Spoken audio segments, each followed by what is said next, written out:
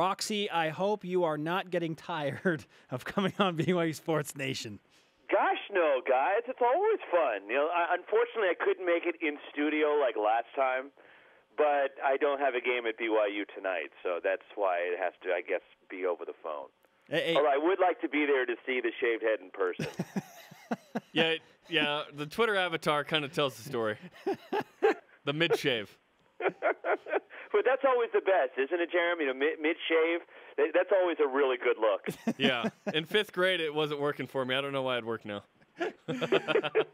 Roxy Bernstein with us on BYU Sports Nation. Roxy, BYU wins at Gonzaga. What was your reaction to the Cougars ending the nation's longest home win streak at 41 games? Well, I watched it, so I got to see it, so I wasn't caught off guard by a lot of people probably who didn't see the game and just saw the score. But I'm not going to say I saw this coming because I'd be lying to you if I did in terms of, okay, this was the game that Gonzaga was going to lose. But I had seen signs that they were vulnerable, and they weren't playing as crisp as they were earlier in the year. I had their game a few weeks ago against Santa Clara, and they really struggled, especially taking care of the ball in that game. And they trailed at halftime.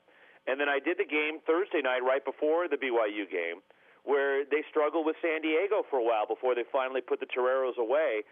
I noticed they weren't playing as well as they were earlier in the year. Maybe this is what they needed. They flirted with danger, came back from 17 down to win in Moraga against St. Mary's. And Mark Pugh had told me we're trying to treat that as our loss in terms of trying to get the motivation back and trying to figure some things out and learning from that.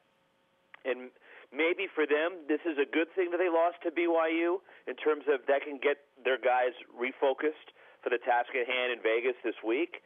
But that was a tremendous performance by BYU, and I wasn't surprised to see how well BYU played there. Maybe the result is a little surprising to people because they don't expect Gonzaga to lose at home, but that was a tremendous performance by the Cougars on the road. Let's talk about the West Coast Conference Tournament now and BYU in that context with bracketology. Do you think BYU has to get to the title game against Gonzaga to have a chance to get into the NCAA tournament?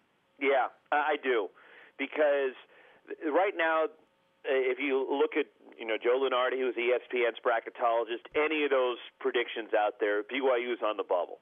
And maybe that win against Gonzaga helped put them in as of right now, but there's still work to do. And I think BYU, not only did they benefit from the win at Gonzaga, but it sets them up in a better spot for the WCC tournament.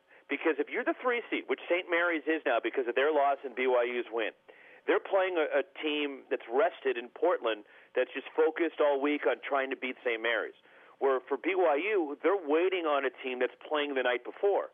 And Santa Clara, LMU have to worry about going up against one another before they can turn the page and get to BYU. I think that's a big advantage for BYU in terms of their preparations. Yes, they don't know who they're going to play, but the big win for Dave Rose and company is they're playing a team that had to gut it out the night before and play a hard 40-minute basketball game. BYU in a good situation, obviously, after what you just explained for their quarterfinal matchup. But let's say that the Cougars, for some reason, lose in the semifinals. Do you not see any way they get an at-large bid if they don't get to the finals of the West Coast Conference Tournament? I think, Spencer, it'll be hard because when you look at these conference tournaments and people are going to be knocking each other off, but it's expected of BYU, I think, at this point, if they're going to make it into the field, they can't lose before to Gonzaga. They can't lose to St. Mary's. And in all likelihood, that's the semifinal we're going to be looking at. And we know St. Mary's is a good team. In all likelihood for the Gales, if they don't win the WCC tournament, they're going to be in the NIT. But I don't think the committee will value that loss in terms of on the heels of the win against Gonzaga. I don't think that'll be enough. So I think that, yes, BYU does have to get to the championship in Las Vegas and play against Gonzaga. And if they happen to lose to Gonzaga, I think they're still in. Yeah, it's a weird place for BYU to be in because there's pressure for BYU to get to Tuesday, yet they feel like they could probably win the whole thing because they just beat Gonzaga. Let's turn the page to the Player of the Year, which is expected to be announced today, the WCC Awards. A couple weeks ago, we talked to you about this, and it's a weird deal because it's probably, I don't know, Kyle Wiltshire if I had to pick one. But Kyle Collinsworth certainly made a statement on Saturday. Is there any way a BYU player wins this thing to you? Well, you know how I like to turn things back on you guys and question you guys off your question? So here's my question back to you. When you're looking at the Player of the Year for the WCC, and I've always had this kind of debate, are we looking at the most outstanding player or is it the most valuable player? And I've always kind of had that tough issue to deal with when I'm looking at this award. And so what is the award defined at? Is it the most valuable or is it the most outstanding or the best individual player? How do you guys perceive the award? We see it the most outstanding because Jeremy, who's the best player? He hates to tackle the value factor. Like Steve Nash wasn't the MVP of the NBA. He wasn't the best. MVP, yes, but they should just call it best player. To me, it's best player. What do you think? Well, I think it should be determined by the WCC people. What are they looking at in this award? I vote for the Heisman, as you guys know. Yeah. And there's no real guidelines for us to follow. Is it the most valuable player? Is it the best player? And they don't really give us any guidelines on how to vote and what to follow, and we just kind of have to go with our instinct and what is right in terms of voting for that prestigious award.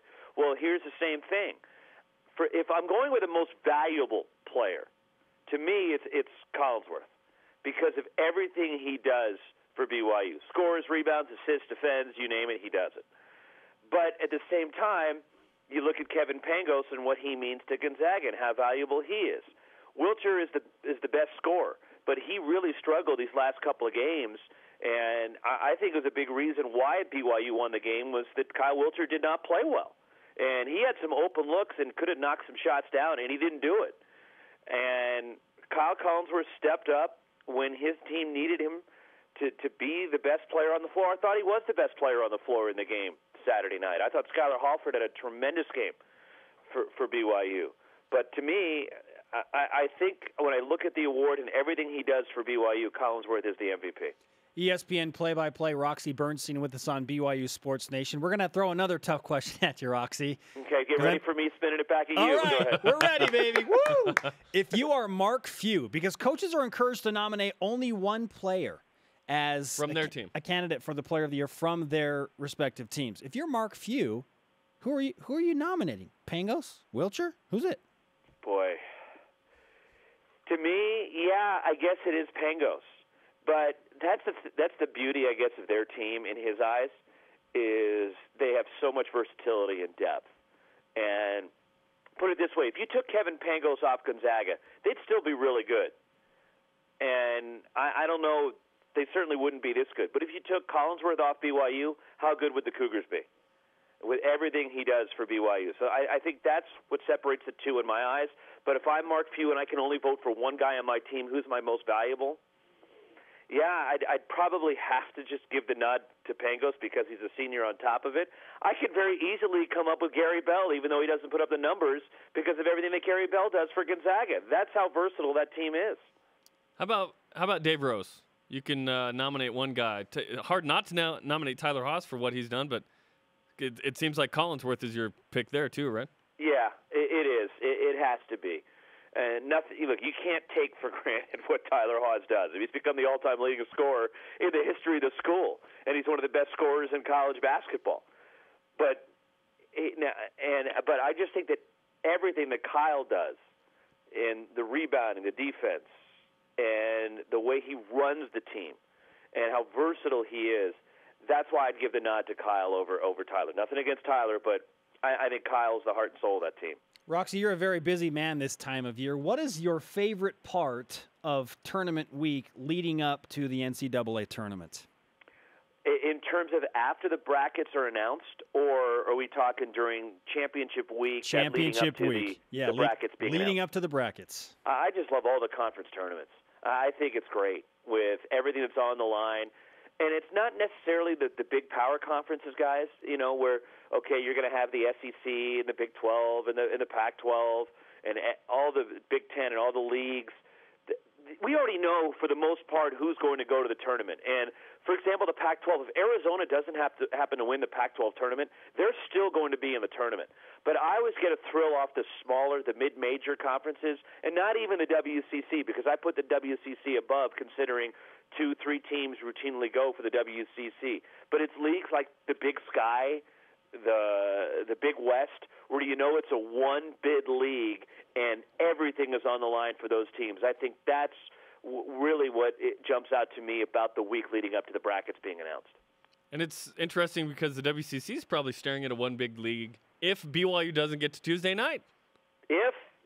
But the opportunity's there for BYU to do it. And they put themselves, guys, in a good spot now where they've given them a little bit of margin for error in terms of before the Gonzaga win. If let's say they'd lost that game Saturday night, in all likelihood they would have had to have won the WCC tournament to get in, which it's mind-boggling to me because the eye test tells me that BYU is a tournament team. From what I've seen for them, and you guys know I've seen them enough, this is a good basketball team. So that win gives them a little bit margin for error. Now they're in a good spot where they know they have a little bit of, or at least they think they have a little bit of breathing room, although Dave Rose certainly won't approach it that way. Follow him at Roxy Bernstein on the Twitter machine. Roxy, what's your next project? My next project is I got the Runnin' Utes on Thursday night in the beautiful Palouse in Pullman. Washington State, Utah. That's my next game on Nice. ESPNU Thursday night. All right, we'll check him out on Thursday night. The Utes and the Cougars. I'm guessing that BYU fans will be rooting for the other Cougars from Pullman. Just a guess. Hey, it doesn't take much to figure out the Cougars, I guess, are good on Thursday, right? The Fighting Mike Leaches. Well, the Fighting Ernie Kents this time. Yeah, that's right. Hey, Roxy, great to talk to you again. Thanks for the time. You got it, guys, anytime.